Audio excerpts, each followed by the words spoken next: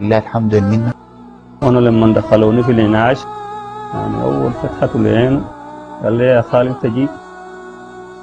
كلمت عليه وانا الحقيقة كنت متوتر شوية وكنت ببكي. قال لي يا اخي ما تبكي، انا كويس خالص ما عندي حاجة. شاعر بشنو؟ قال لي انا بس رجلي ده مكسور. بعد ذاك يتكلم معاي وماسكني من يدي وبيوصيني يا اخي انا لو مت ما تتعبوا الناس وادفنوني في القباري.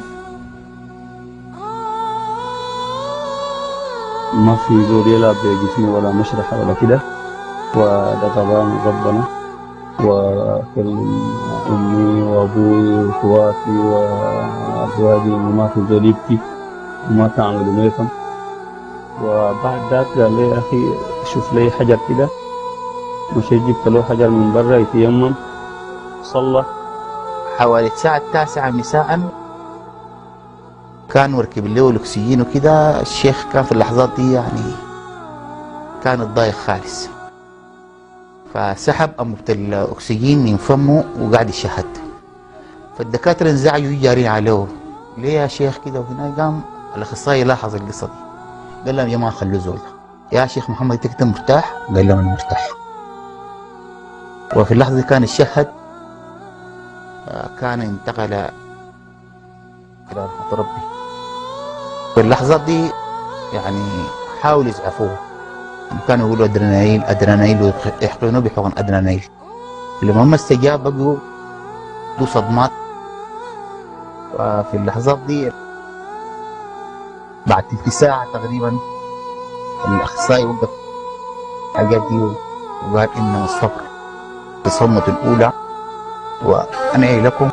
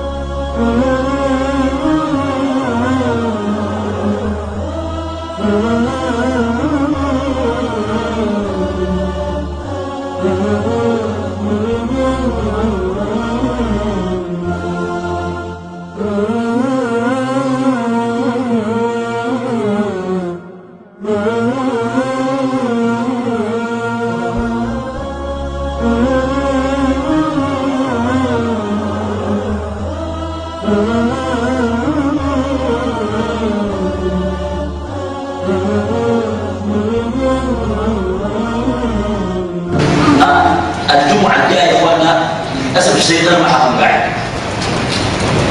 قال الناس كلهم يعرفوا عشان ما في زول الجمعة تقول التليفون يقول انت قاعد ولا ما قاعد، مش حسن ما قاعد.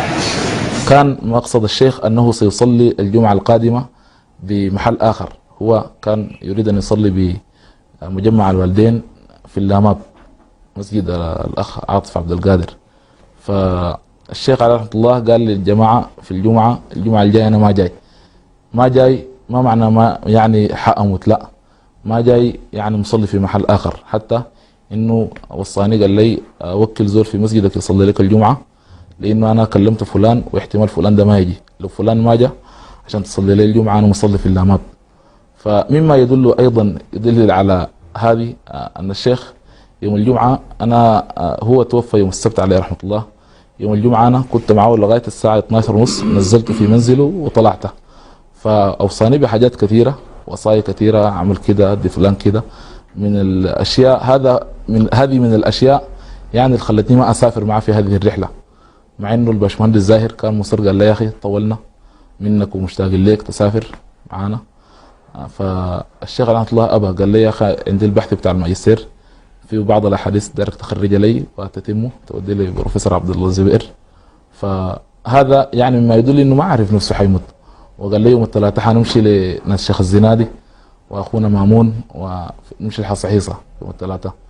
فالشيخ ما كان يعلم انه يعني سيموت، وانما يعني الجمعه القادمه ما جاي يعني هو كان يحترم المصلين، لأنه المصلين في الحقيقة بيجوا من محلات بعيدة ومن قرى نائية ومن خارج ولاية الخرطوم. يعني الناس بيجوا من محلات بعيدة جدا بيصلوا معه الجمعة، فما بيحب يتعبون.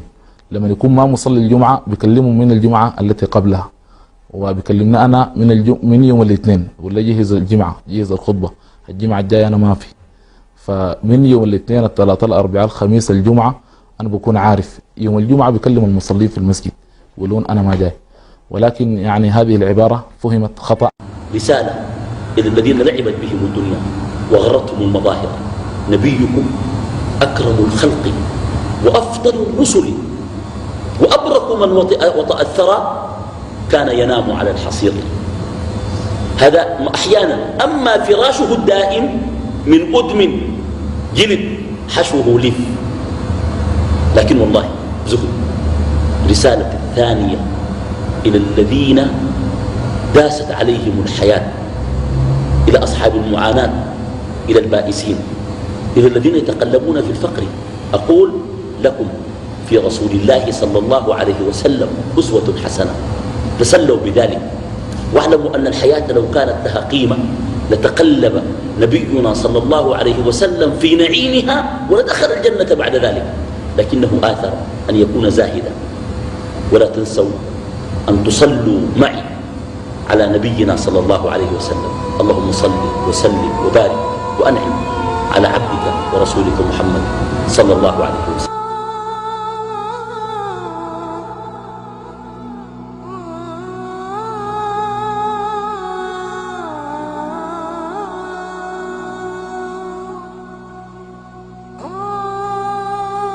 وإذا أحب الله العبد ابتلاه، فما أطيبه حين يكون موتا شريفا في غاية شريفة، وهو ما نحسب أن الله تعالى قد اختاره لأخينا أبي جعفر، فإنه مات في طريق الدعوة وفي سبيل الله. اجتهد أهل بيته وأصدقاؤه في تنفيذ وصيته التي كان يحتفظ بها. نقرأ في جزء منها: أما بعد فإن الموت حق كتبه الله على الخلق، وتفرد هو بالبقاء والدوام لله سبحانه وتعالى، وهذه وصيتي. أوصي أهلي وآبائي وزوجاتي وأولادي وإخواني بتقوى الله عز وجل، وإقامة الشرائع، وصيانة النفوس، وتعظيم شعائر الله عز وجل، وألا يختلفوا على أي شيء من حطام الدنيا، وأن يتراحموا. أوصي أبنائي بالاعتناء بكتاب الله عز وجل وحفظه والعمل به، وأوصي زوجاتي بتربية الأبناء على الإيمان